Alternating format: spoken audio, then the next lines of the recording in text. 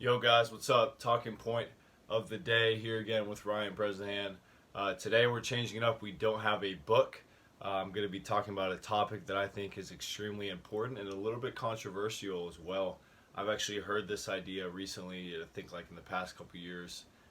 Different terms such as working smarter instead of harder, or people even say, hey, you don't want to be on the grind because you're grinding yourself out and eventually you'll come to a halt. Things like that. Just different ideas where I've heard uh, kind of going against the grain, an idea of, okay, you got to work hard, play hard. You always got to work, and do this. And I think it really just depends on your perspective on it. But I think it's an interesting attitude. It's an interesting belief to bring to the table. I think good can come from either of the viewpoints that we'll be discussing, and the main one that we will be discussing is the thought process of, okay, sometimes doing less is doing more.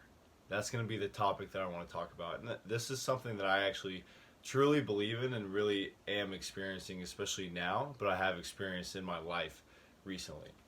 So, doing less is doing more. What does that mean? Recently in my life, okay, quarantine's going on. There's so much, uh, everything has changed, right? This is during coronavirus. If you're watching this later on, it's 2020 spring. So there's so much time now that we all have at home that we're not necessarily out working. I just finished college. I was still doing classes online, but I was actually here at home. I didn't have to go to class and drive and walk and then do all this, and I'm not even training in person anymore, personal training for that matter. I'm still doing online stuff. So I just have a lot more time at home. And this has really freed me up to try and implement different action plans that I've kind of always wanted to, and really use my time that I have now for myself and to kind of fiddle with certain things because like I said, I just graduated, so I'm really in an experimental phase before I go to Colorado for my job. And okay, how can I work most efficiently and have the most fun while doing it? But also, like I said, work the hardest and get the most done, because that is still what I've grown up on and what I've been bred on is, hey, you got to freaking work hard, dude. Go out there and do it. Stop being a freaking wuss and sitting on your butt and not doing the work. Like, that is always going to be true, and that is completely true. But what I have found to also be very true and also increase my performance and productivity way more than it ever has been in my life, and I've found it easier and more enjoyable to do it, is doing less. Okay? Whoa. Well, what does that mean? So, even today, so I'm building my own online website, and how I'm doing it. I'm structuring online workout videos that will be in a program, a subset program where I click and I subscribe to this program, Muscle Gain with Ryan Bresnahan, and I want there to be at least 60 workouts that they have to choose from, and they can rinse and repeat as many times as possible, and they're scalable and they're able to increase as they go on. But those 60 workouts serve as basically an unlimited amount of workouts that they can do for a long period of time, and then I would add on. So my goal is to make it easy on myself. Okay, I create those X amount or 60 workouts, and then they subscribe to it, and I have that going for a long time, helping them, and they're able to do it and ask me questions. But I'm not necessarily having to meet with them an hour every day, especially online, and just sit on FaceTime with them and watch them work out or something like that. That's not what I want to do. So my point is, I'm trying to create a new system that works well for me, but also serves them incredibly well and gives them anything that they need, but it's easy on both parties. So what I have been doing, I've been recording workouts every day, and usually I'll record like 2 or 3 circuits and then an intro and then a cool down or something, and then I still have an iPhone 7, which is amazing. I love it. But that spaceman is running out. So it's just been it's been a very non-efficient process. There are some parts that I know if I change the way I did it, I could save a lot of time. Therefore, that time could be used for other things, making more money. I could be getting more work out there, uh, working at the flour mill, which I work out with my dad, mowing people's lawns, training more people online. The list goes on. Reading, like, there's so much more things, so much better things I could do with the time that I may just be sitting on my phone uploading videos to YouTube. So long story short, what I did today was I actually got my journal and I said, okay, I'm gonna come up with a system because I've noticed before, whether it's working construction, whether it's personal training, which is a great example. I'm gonna bring this up next.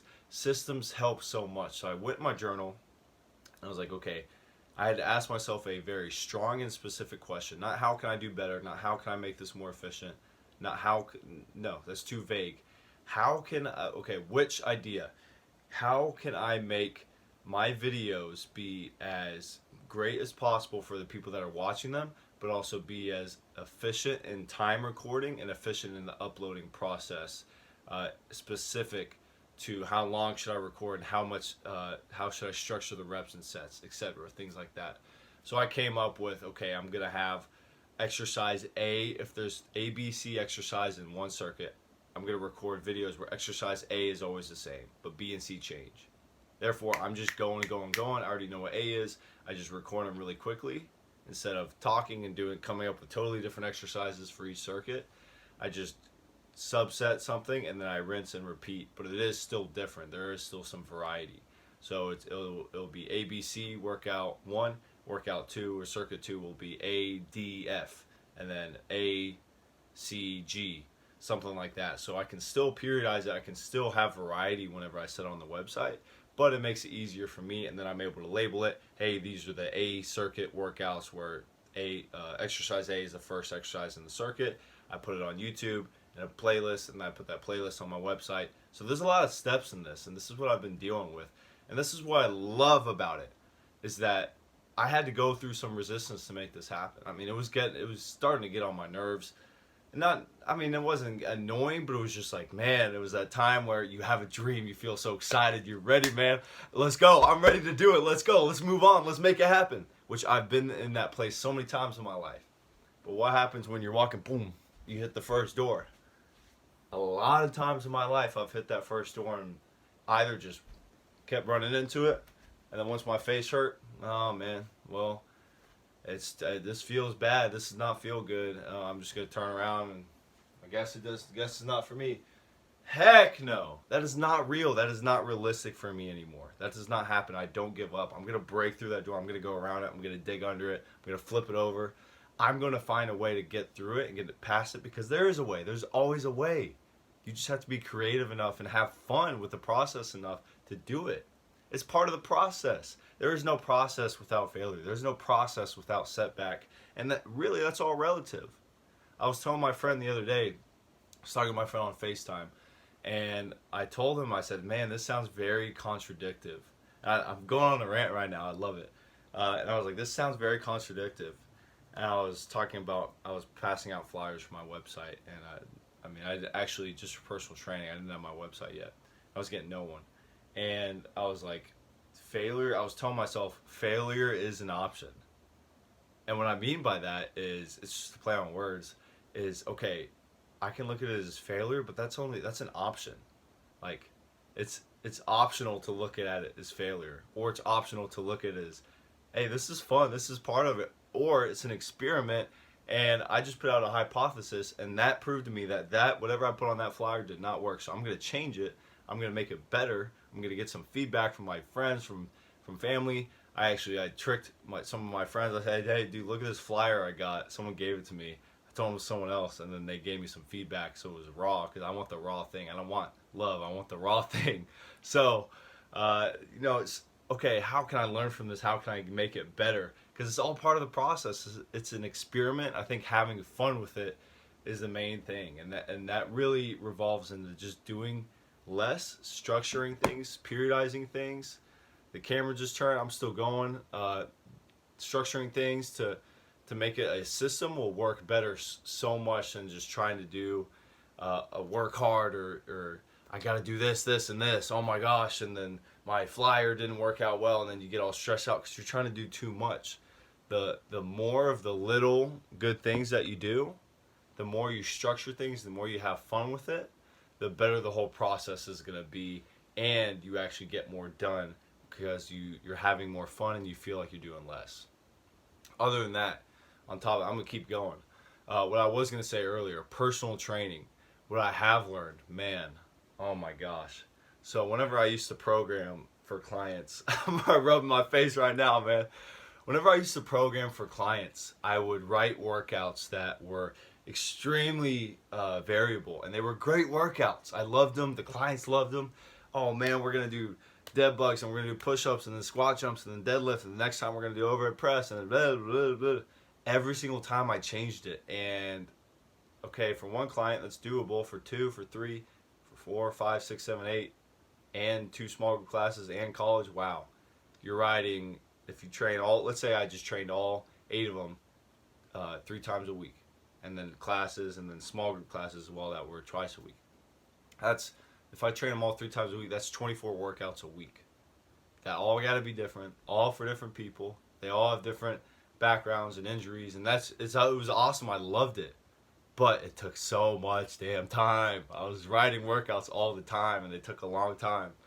And it's funny how long it took me. It took me a while, but finally I got to the point, especially after I interned at 2 performance facilities, and I saw how they programmed for way more people and pretty complex stuff. Okay, I changed the way I program. I changed the way I periodize things.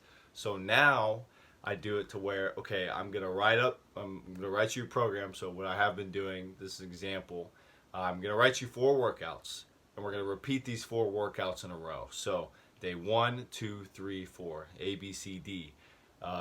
Once we hit D, we repeat A again, but now, based off of what I saw last time, we're gonna increase some weight. We might decrease some weight. I usually don't decrease, but could be a possibility. We might increase reps. We might increase the complexity of the exercise. Therefore, you actually feel like you're getting stronger in the same exercises that you have been doing, and you actually are. If you change it all the time, if you change your approach all the time in anything, you're kind of just shotgunning. I want to have a sniper approach on one thing. If I'm handing out those flyers and I know whether I get feedback, whether I just felt it before, whether I just receive it from the people, I know that one sentence was not what I really wanted it to be. It sounded weird. And I get feedback from it. Okay, I'm focusing on that one sentence. Next time I hand out flyers, I'm going to change nothing but that sentence. And then I'm going to try it. And if I get the same result, okay, then it wasn't that sentence. If I get a different result, then it was that sentence. I think having this sniper approach of feeling the need to just focus on one thing and do it well, over and over and over and over and over and over and over and over again, will get you so much more results than, oh man, I gotta grind, I gotta do this and this and this and this and this and this and this and different thing. Just do one goal 100,000% well, and then move on to the next goal. You do so much more, you accomplish so much more when you do that. You're not so scatterbrained, you're not so over the place. I noticed this in my training, like I just said, while handing out flyers, working on my website. The more focused you are on one goal at a time and just completing it well and having a system and structuring it and doing it 100% great, the more you will get done, rather than trying to grab everything with one arm or with both arms. Just grab one thing with one arm, put it in your pocket, grab the next. That's how you take stuff. That's how you take a bag. That's how you eat an elephant, right? You eat an elephant one bite at a time. And I think that's really the moral of the story I'm going over is the more you structure things and attack it one thing at a time, the more you will get done, because we are blessed with multiple days of life, multiple minutes of life, multiple hours of life.